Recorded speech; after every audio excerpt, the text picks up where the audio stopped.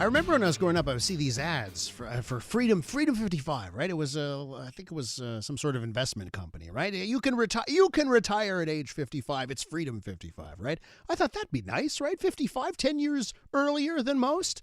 Well, ladies and gentlemen, let's take it to the next level. Our next guest retired at the ripe old age of 34 years old.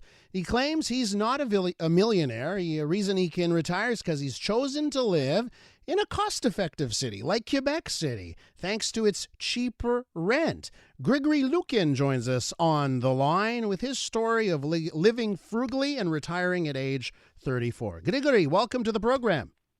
Hey, Elias. Thanks for having me. It's great to have you on the show. And we talked about your story earlier on this morning. I'd love to ask you off the top here.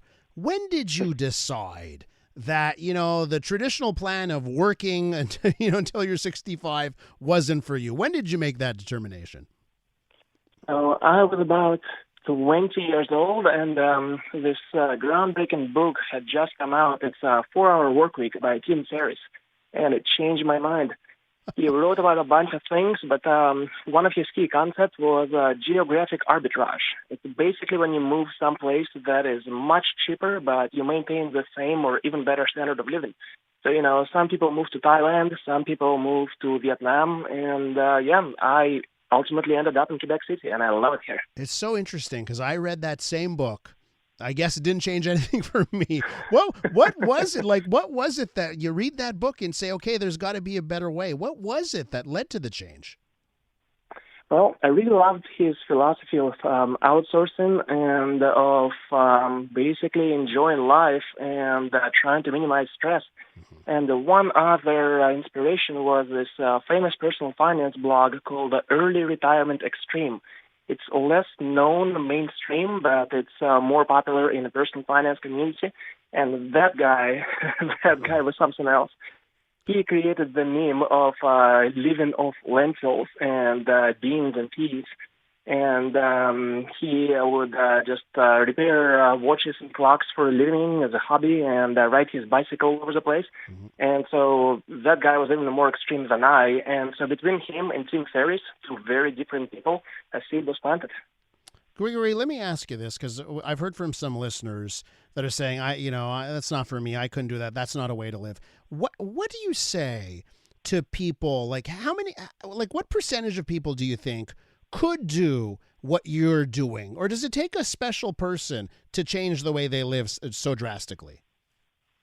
I think a lot of people have misconceptions about what this lifestyle would entail. Mm-hmm. I had another friend of mine, a journalist, tell me that he thinks retirement is basically sitting in a chair and watching the paint dry for 20 years. Uh-huh. And so it's not true because once you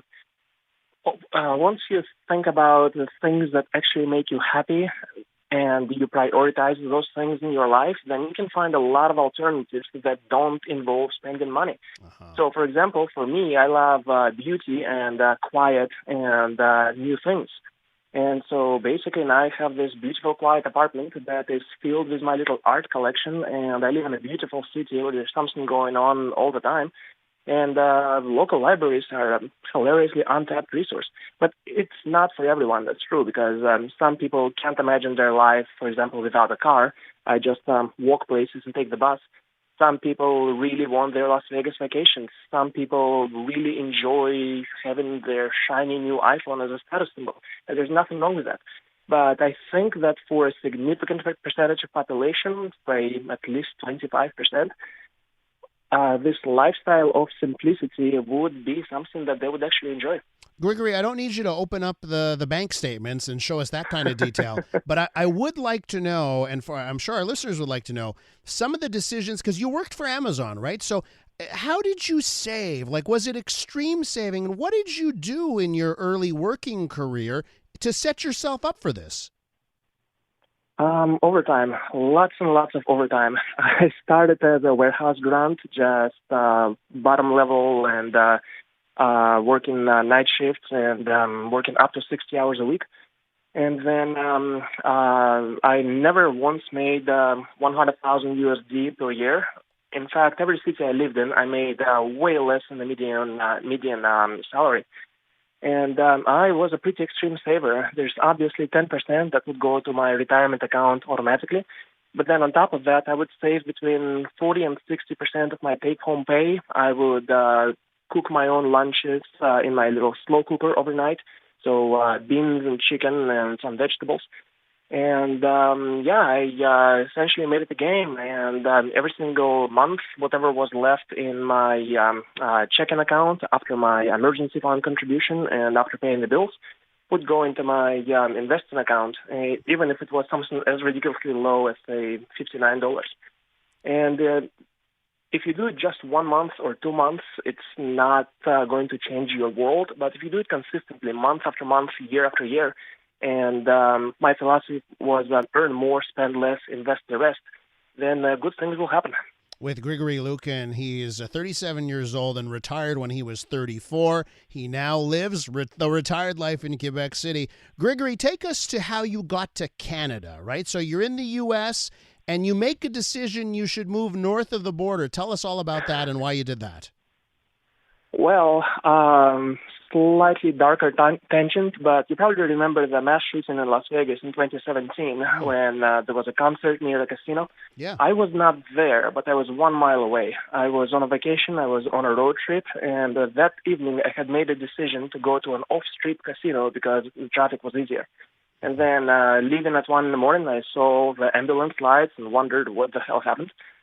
And so it was the only vacation where I ended up donating blood, and that really shook me up because that made me realize I don't want to live there long term if stuff like this can happen absolutely anywhere. And that fueled my determination, in addition to the fact that the U.S. healthcare system is crazy. The price gouging on insulin. I don't have diabetes, but that issue is very important to me, and other things. And so I started looking. And like I said, I was very low on the Amazon internal hierarchy, and it took me a very long time to secure an international transfer for work. And that was why I stayed with Amazon for 11 and a half years. It was all part of a long-term plan. And eventually one of my work colleagues in Canada said there was an opening on the finance team in Toronto. And I applied. It took a few months to process the paperwork.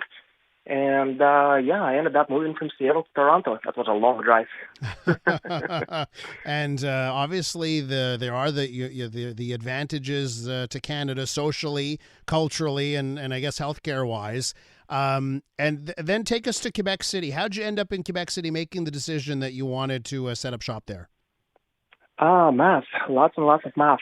I am a numbers guy, and so I did a lot of research about the cheapest rentals in Canada, and they all ended up in Quebec. It's not even a contest. This province has the cheapest rent in Canada, and it's beautiful.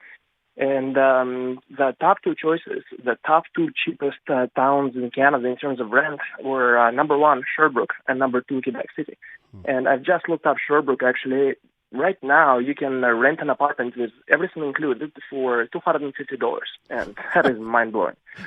And so it was a choice between Sherbrooke and Quebec City, and then I looked at pictures on Google, and it was no contest. It's just, I've lived in so many cities because of all my Amazon travel and transfers, but Quebec City is just hands down the number one winner. A gorgeous place. Grigory, what's the hardest thing about your lifestyle? That is a good question. I think it is prioritizing what kind of fun things to do today. Really? Because, it's either spending time with my girlfriend or working on my next science fiction novel, or going out for a fun little urban hike and doing some random photography, or the new update for Stardew Valley just came out, and that game is something else. So a video game, that's amazing. I love that. Listen, Grigory, you said girlfriend. So I that came up to me because I said, okay, single, maybe you can do it. How is the love life when you're retired at 34? Pretty great. It's much, much better than when I used to be a corporate workaholic, because there were a couple of years where I was working 85 hours a week and there was no overtime, and that sucked.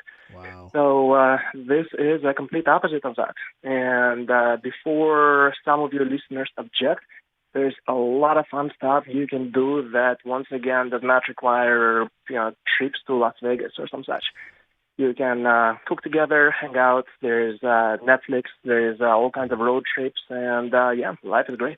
Grigory, listen, I think your story is incredible. And just in our brief discussion, we can't speak forever, but I certainly could speak to you for a lot longer. I want to thank you for coming on. And I want to remind everyone that you've got a book now if they want to hear more about how you did what you did. So Let's Retire Young, Embrace Simplicity, Escape the Rat Race, and Achieve Lean Fire. That's the title of your book. Grigory, thank you so much for coming on the show. Thank you for having me. Cheers. That is Grigory Lukin out of Quebec City.